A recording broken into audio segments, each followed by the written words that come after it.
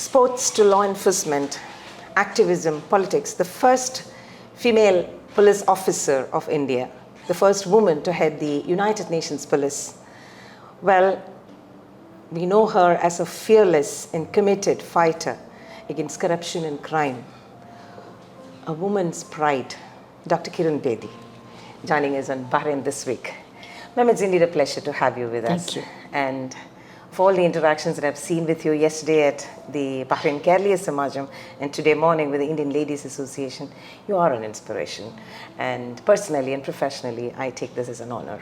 My first question would be, you are known as a police officer of grit and courage and strength, unlike, I think, the channels that we see today or the series that we see today of Delhi Police and things like that. You have lived there and you then became a politician. How easy was this transition after commanding and after making people obey and being a people's representative or being among the public? How was this transition?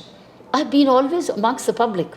But in a different role, right? In uniform, yes, and otherwise, but never been a politician. Okay. Because if you're defining politician as somebody electorally elected and people's representative, I've not been that at all. Okay. I've not been that, and not that I don't respect it, it's because that I'm not made for it. That's not my nature. So therefore, I have never delved into it. It was an accidental election which I did fight for a reason, on a request for a limited time. And I did that out of a conscientious duty for Delhi. After that moment it did not work out, I returned to where I belonged. So I therefore, if you're looking at me as a politician elected, electorally political, no, it's zero. It's zero. But I'm 100% people's person. It's people and policing which I've always worked together. How do I bring people and police together so that policing is for people and people continue to value and support the police to enhance their own security. Right. My second question is on women empowerment. Women empowerment seems to be a phrase that has been very oft repeated, and over the years we've been hearing this. Every Women's Day we speak about women empowerment. What is, in your opinion, has this phrase gone stale? How close or how far are we from the goal, the real goal of women empowerment? I think we are very far, and we are also close in some ways. Far in the sense, the way girls are being brought up. If the parents bring up their daughters to say, you have to be self-dependent as well. You have to be like your brothers, to be self-reliant, also to be providers for yourselves and for society as a whole, and for your own families. They will grow up differently. They'll start looking for entrepreneurship, service, or financial independence right from the childhood. But that's not what they're brought up with. They're brought up thinking they could continue to depend and maybe earn for themselves and also depend. I think that word dependence, it's taken away from the boys. Boys grow up with a sense of independence. Girls must also grow up with a sense of independence. The day the world, or let's say I'm looking at India as a whole, the day parents start telling their girls, you have to grow up like your brothers and you have to be like them as providers. You can have, having a family doesn't mean dependence. It's interdependent. Yes. Right? So you will have a life of interdependence but not of dependence. Whereas if the girls are saying, well, I could be dependent as an immigrant. Do you know the world's largest immigration population is women?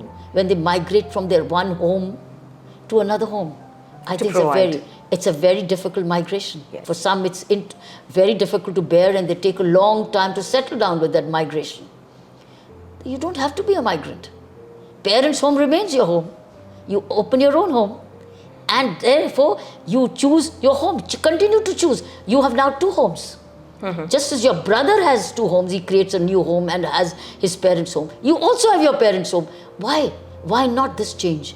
To me, women empowerment will happen from the homes, where parents tell the daughters, you will grow up to become self-dependent, self-reliant, which means then they are given the freedom to choose.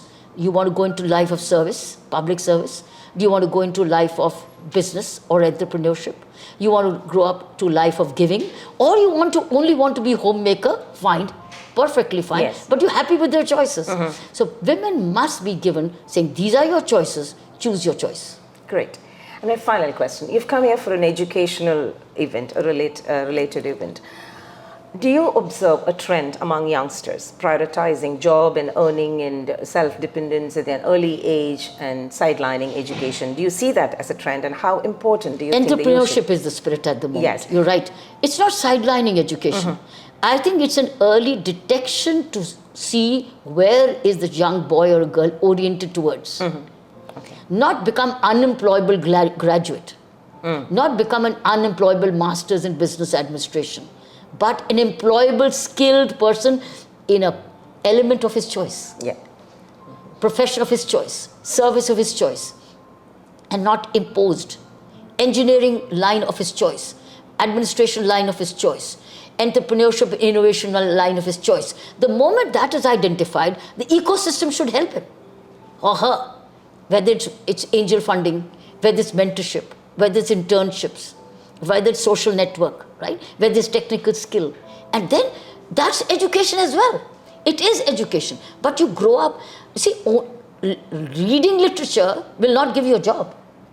Yes. But being a professional teacher will give you a job.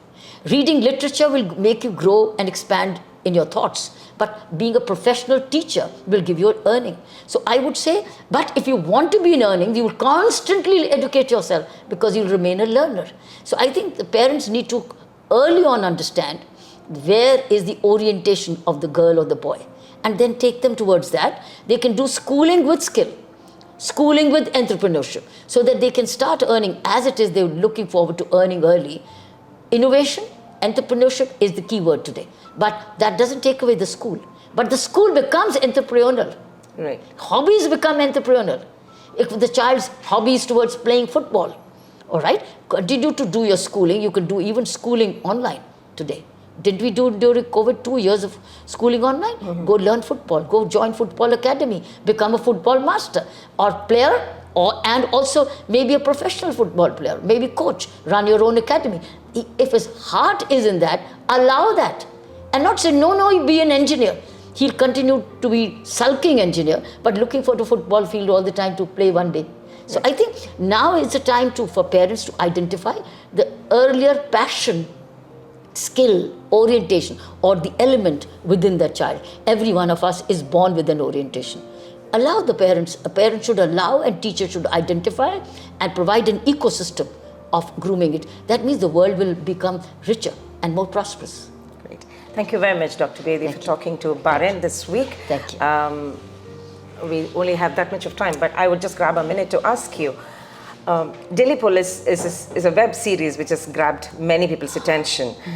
Was it as glamorous in real, you being there? I haven't seen the whole thing, but I think they've come up with the investigation pretty... I'm told it's well researched. I've seen a bit of it, but where is the element of glamour, maybe I've not reached that portion. You've been there in real life. How challenging was it? How daring? It demands 24 hours. It is 24/7 work. And you need a very strong support system, particularly of your family, to continue to serve 24/7 with total attention.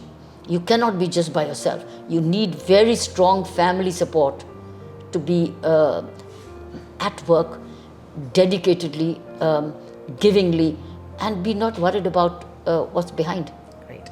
In Bahrain, can I have a word for the readers of Bahrain this week, please, from you? Oh, I'm so thrilled to see the way Indian communities are organized here. I like to see the way they celebrate culture and contributing to the growth of the Bahrain kingdom as well. Indians are very valued citizens for their skills, for their hard work and perseverance. Continue to do India proud. Wish you well. Jai Hind. That was the iconic Dr. Kiran Bedi with Bahrain this week.